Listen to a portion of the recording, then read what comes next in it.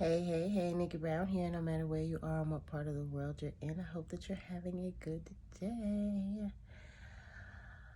I just wanted to come on here really quickly and share this thought, right? A lot of people operate from a place of pain and trauma. A lot of young men and young women, or we'll say children, were touched. Some were touched by their parents, grandparents, other relatives, neighbors, friends, babysitters, and the like, right? Teachers, pastors, other school officials. And a lot of those people never got help from it, right? There were girls who were touched by older girls. There are boys who were touched by older boys. And of course, there's always the Antoine Fisher story, where the young boy was touched by the neighbor. And it happened repeatedly. And a lot of the children were made to feel afraid or ashamed or embarrassed of being touched. I was one of those children, right? I had multiple babysitters, and they were female. And at a certain point in time, I would just pretend to be asleep, or I would wet the bed so that they wouldn't want to touch me. And so a lot of people don't pay attention to little things like that when their child is wetting the bed. They may discipline the child instead of trying to understand the deeper reason for why this may be occurring in their child's life. And when a child doesn't feel safe or protected, they grow up to be an adult who does not feel safe or protected. But then they're looking to balance that out, what that trauma that happened to them in other people, whether they do it in a righteous or an unrighteous way, right? Many people have daddy issues or mommy issues, right? And so they look to someone older to take care of them or to provide for them because they did not have that safety and comfort as children. So they look for it in someone who they feel will be secure for them as an adult. And this is men and women. I've had lots of younger men be attracted to me because it's almost like the student who's attracted to his teacher, right? They see something in me that they feel can comfort them, right? Or provide for them. Or they want a certain experience, right? And they feel like they can get that certain experience from an older woman or an older man. Again, or that security, that protection, and being provided for. But a lot of people are not taking into consideration that most of the time there was some type of trauma in childhood or in adolescence or young adulthood. Many, many, many people were touched, right? I'm not using the M word or the R word. I'm just saying touched in private areas that they should not have been touched or exposed to at that time in their life. I remember I had to be maybe 4, and my mother's friend brought her son over. And because I had already been touched, I had him touch me with a battery. I don't know how my brain thought of that, right? But children have very creative, active memories. So for some reason, it made sense to do that with a battery. So we were playing doctor, and I was in the bed, and he was the doctor, and this is what we did with the battery, Played with the little man in the boat. This is what I had him do. Again, I was about 4 years old because I had already been touched by 3, right? And of course, we both got in trouble. I think my friend's mother left with her son. And I'm not even sure if they ever spoke again or what. I don't remember, because I don't remember who it was at this time, but I know I got in trouble. But as a child, I didn't know. right? I knew it was wrong, but at the same time, I was doing what had been done to me. I remember once at the a salon that I worked for, something similar happened with the owner's grandson and a client's son. They were in a separate room from everybody else, and because this child had been touched at school, and he was autistic, so he had been touched at school, so he didn't, again, people know that it's wrong, but you don't know that it's wrong necessarily if it's been done to you. You kind of start to normalize it because, again, you don't necessarily know. It's hard to explain, but a child's mind is not processing the information as an adult mind. And so that's the way I want to explain it. So as a child being touched by another child, you start to think that it's okay, and you will repeat that same behavior.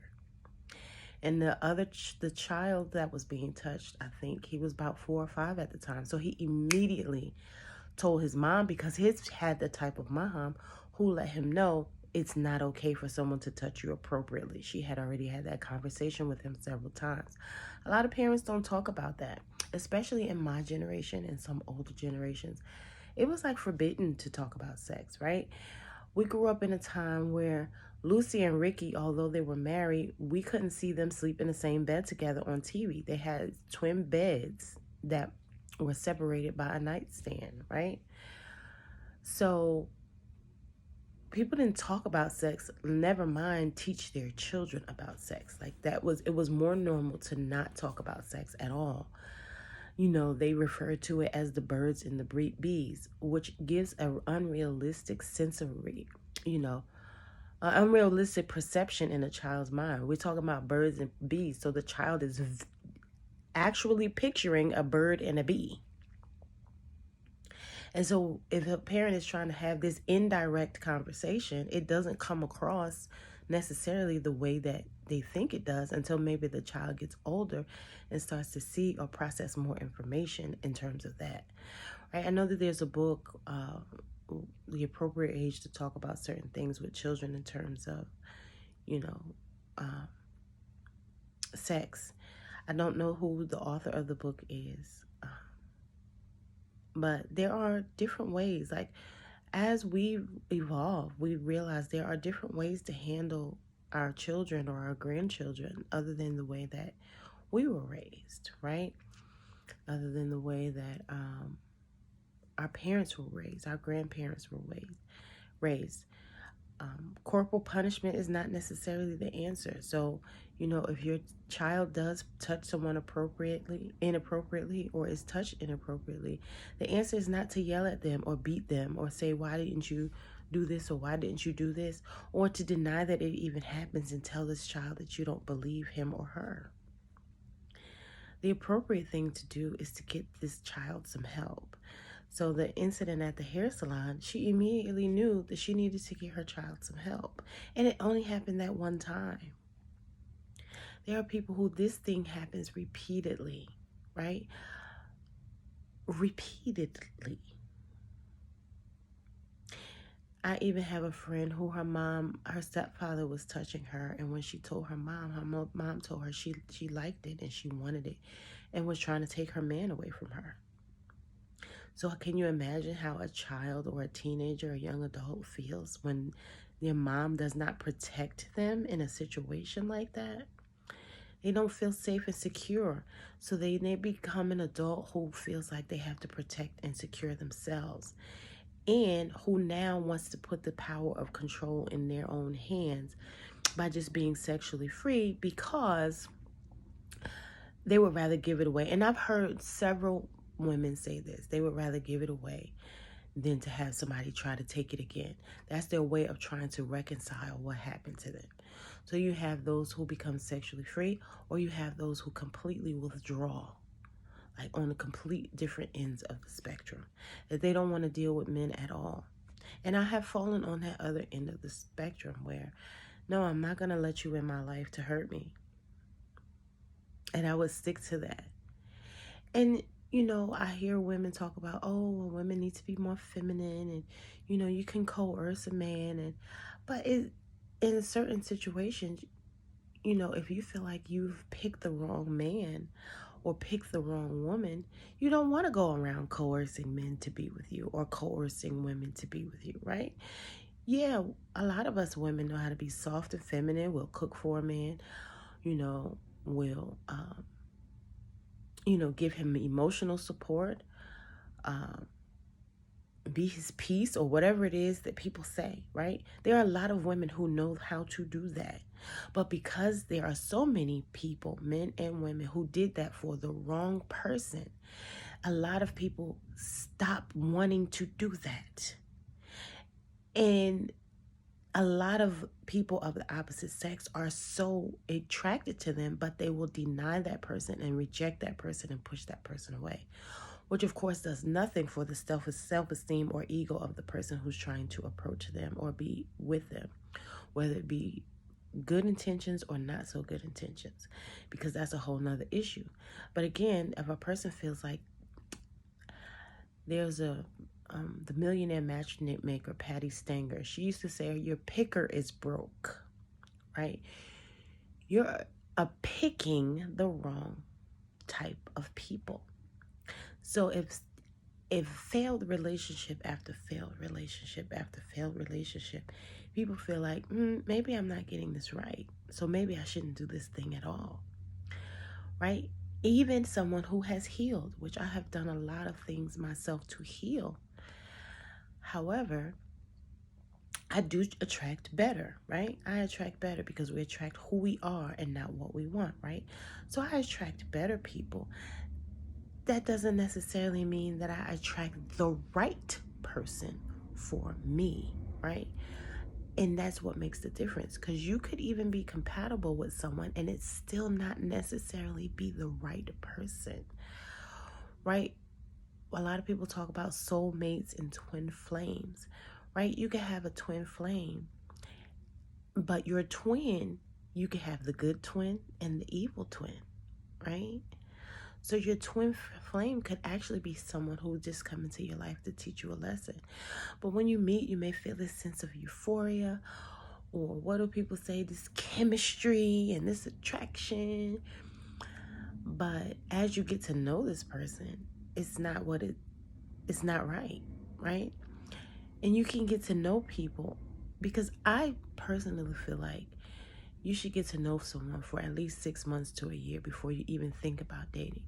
But that's just me, right? People who are married and happily married, they say they knew within 3 dates or 3 months whether or not they wanted to marry this person. Some of those people have healthy relationships and some do not, though, because everybody's agenda or intentions is different. But for those brothers and who had good intentions, they knew right away. But then a lot of times they realized they married the wrong person, right?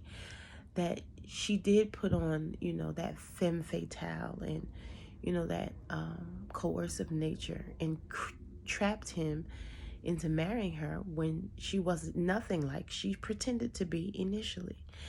And both sexes do that. Men do the same thing. A lot of people can pretend for a really long time. I know that from experience too, because my son's father pretended for a long time. He would buy me flowers and cards and write me poems and take me to fancy restaurants. And, at 16, when we first started dating, that was very fascinating to me. But by the time, I was 19 and we had our son, and he was just a few months old, he became a different person, right? And his true colors really, really came out. There were little hints and clues, though, along the way. But at that age, I didn't know, right? Then I had my family telling me, oh, no, this is not right. And I'm like, no, he loves me. We're going to be together. You don't know what you're talking about.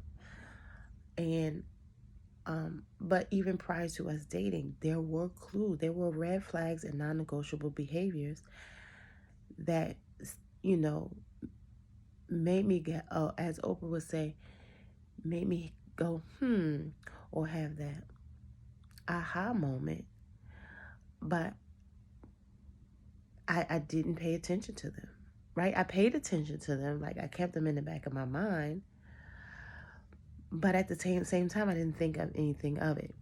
Like, for example, play fighting. Play fighting is a sign that somebody could become abusive later. But there are a lot of people who play fight and it doesn't become abusive later. So when you don't have anyone to give you that guidance or perspective, you don't know. But then at the same time, even when you do have someone to give you that guidance and perspective, some people have to learn on their own because they're not going to listen to the person giving them guidance and perspective. I've always been the type of person, okay, I hear you and I appreciate you for telling me, but I need to see on my own by getting to know this person and learning this person, which takes time. And again, if somebody is gaslighting and pretending to be something that they're not for a really long time, I mean years, right? 2-3 years, you're pretending to be something that you're not, and then you really let down your guard and become who you really are. Some people get stuck and they feel like it's too late, especially if they have a child or they're married. They don't, they decide to stay. But some people leave, like I did, right? But some people feel like that's all they deserve. But I was always the type of person who felt like I deserved better. So then you'll have people who say, well, who do you think you are? You had a child by this person. You should have just stayed with this person. But I know that I deserved better, regardless of what anyone else thinks.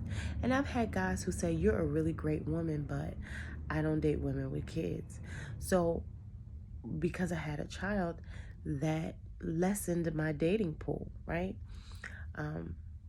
Because I have met some great guys, especially while I was in college. And again, they didn't want to date women with children. And I respected that because I didn't date men with children, especially after I was with someone who, again, pretended to be something that he was not for a really long time. And I experienced some situations that I didn't like. So in my mind, I made up, it's not a good idea to date men with children. Because they always feel like they can go back to the woman that they had sex with. They had a child with. And, that woman will help him lie because, again, I experienced that, right? My son is the oldest out of his father's 4 children, but he has a brother who's only 3 months younger than him. So, again, I had this experience very early in life, so I learned a lot of lessons very early on. And, once a lesson happens the first time, you're supposed to learn from it and move on and not repeat the same pattern or the same cycle, right? So I decided that I didn't want to repeat the same cycle. I wanted to break that particular cycle. So, some women feel like, oh, all men cheat, and so, you're just gonna have to deal with it.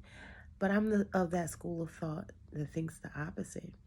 Now, there are a lot of men nowadays who feel like they want to be polygamous, although they don't even understand what that means. And to each his or her own. I just feel like a person should be with who they feel is on that same page. And if someone is not on that same page, you should be selfless enough to leave that person alone and let that person go on with their life, and not be selfish and say, well, I just want what I want and I want this person and I don't care what they think, right? Or I don't care how they feel, because it's not right. It's not fair. And people say that life is not fair, but again, it's a matter of having that integrity and respect and doing what's righteous versus what's unrighteous, right? But again, I know that everybody doesn't think that way. So,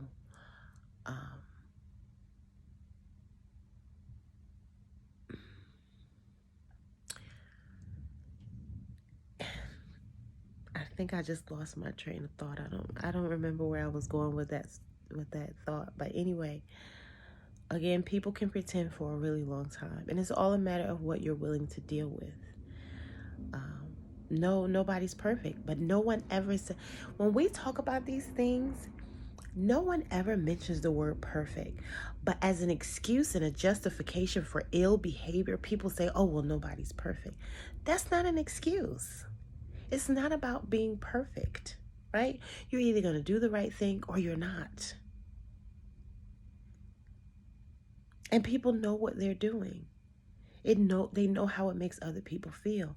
And one of the things that I say is when it happened to you the first time and you didn't feel good about it, why are you then placing this same feeling and emotion onto someone else, knowing you didn't like it the first time, knowing that it didn't make you feel good? So now you know that you're you're doing something that doesn't make other people feel good, right? You're doing something that is not going to make someone else feel good.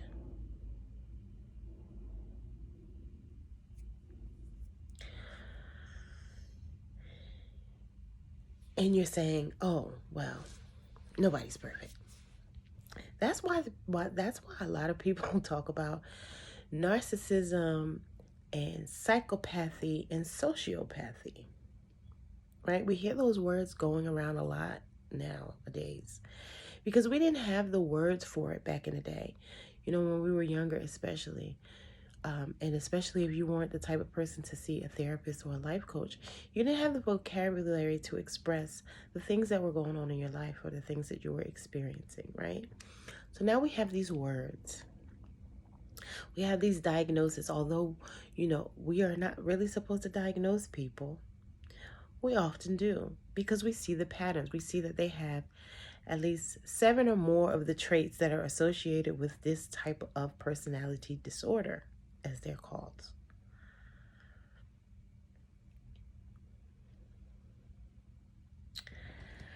So we then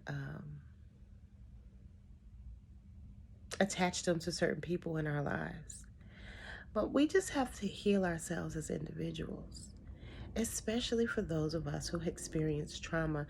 And the trauma may not come from sexually, but, you know, it could come from being beaten. It's funny.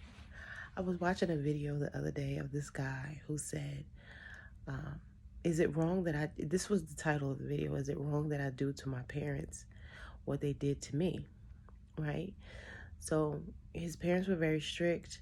They wouldn't let him close his bedroom door. They wouldn't let him close the bathroom door. He had to take a shower with the bathroom door open. Of course, he couldn't have company. All these different rules, right? So as an adult, he bought a house. His parents came to live with him. So he established the same rules. No closing no doors in my house. And they're like, what do you mean? We're grown. No sex in my house. And they're like, what do you mean? We're married.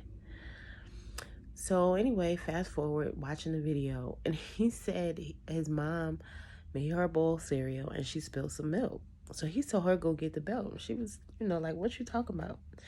He said he remembers as a kid that he accidentally spilled some, I think she spilled like a lot of milk. And he just spilled like a little bit of milk from his cereal bowl.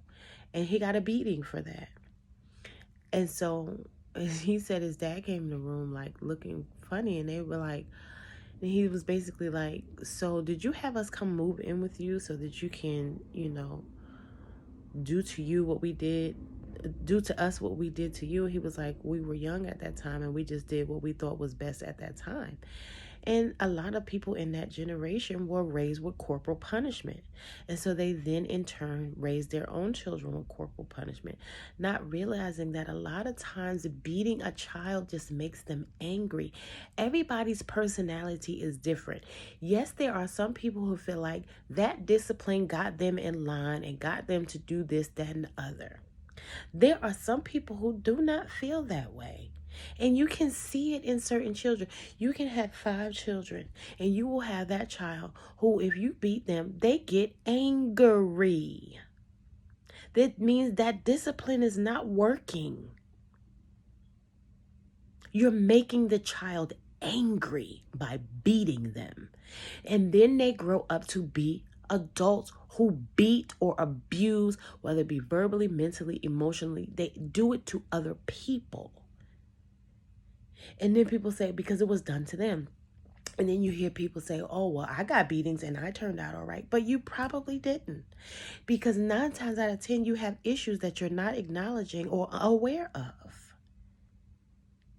And you're repeating the same cycle with other people.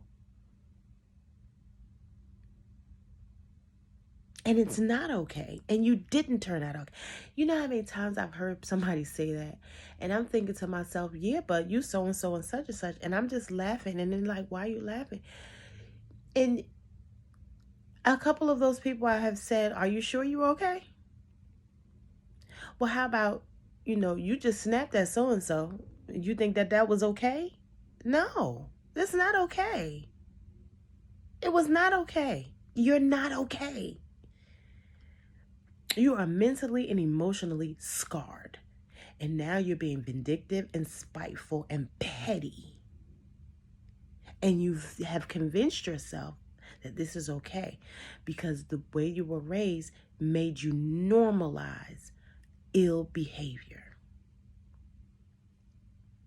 These are the type of truths, these are the types of talks that we don't like to hear because the truth hurts. And again, this is what makes people say, oh, well, nobody's perfect.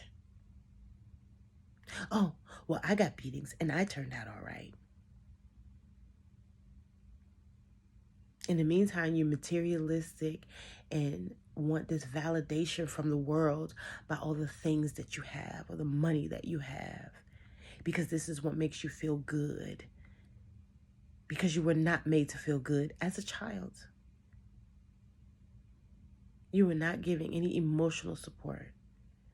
You were not encouraged. You were not supported. You were not protected. You were not made to feel safe. And so now material things are your safety and your comfort. People say, oh, that's cute. Oh, I like your car. Oh, I like this. I like that. And then that gives a false sense of reality and validation. Or somebody telling you you did a good job because your parents never did it. Or giving you this title because you were never in control of certain things as a child. So now you have this title. So now you feel like you're in control. And you feel like control is telling people what to do. Or being mean to people if they don't do what you want them to do. Because now you're in control. It also means giving away your body, whether male or female, because even with men, men are really not meant to enter, a bunch of different women. This is why some men end up with erectile dysfunction because their tool was overused and it was placed in different sized pegs and overstimulated.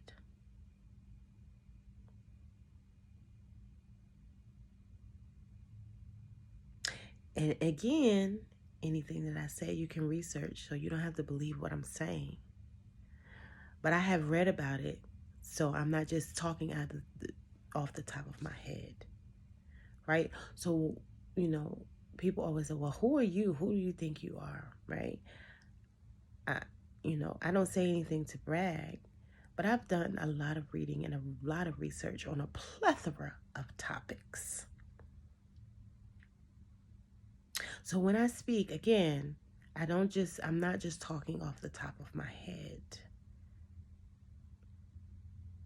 This has been years of reading and research that I have personally done because different topics interest me.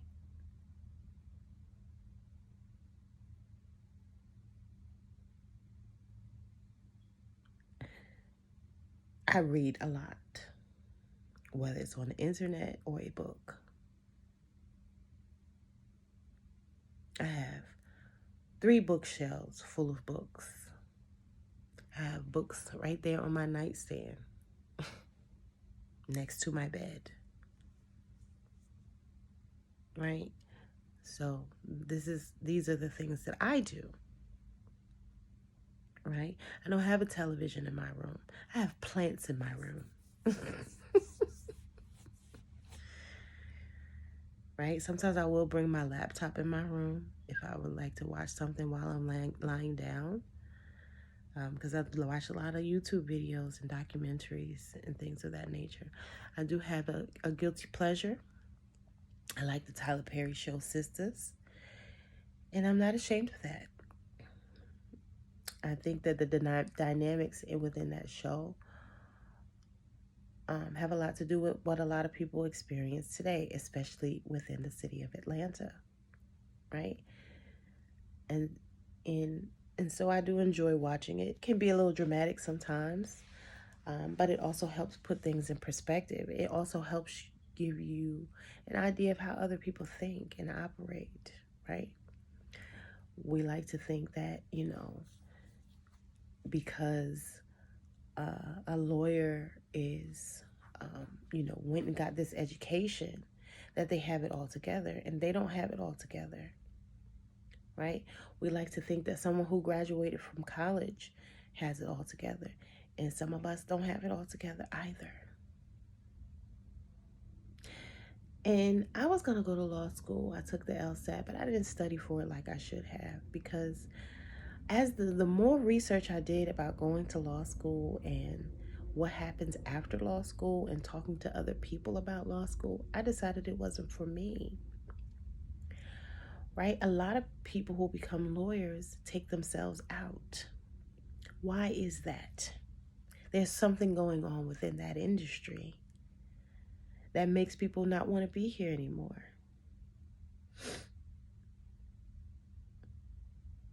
And that's not a joke, and it's not a game. So people do things again for validation, and once they realize they're not getting that validation, they don't know what else to do.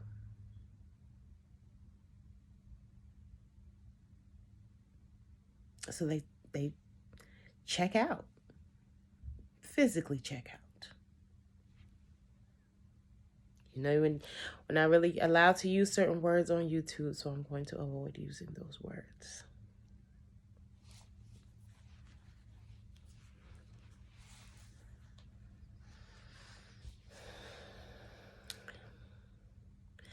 But anyway, I think the message here is that a lot of us need therapy, counseling, life coaching. And it's okay to acknowledge that, right? A lot of us have experienced trauma, whether it be as a child, a young adult, a teenager, first relationship, first marriage. And just like if you have a headache, you take a pill, when you have mental and emotional trauma, you need to go to someone who can help you with that trauma. Instead of yelling at people, cussing people out, being spiteful and petty and vindictive and vengeful.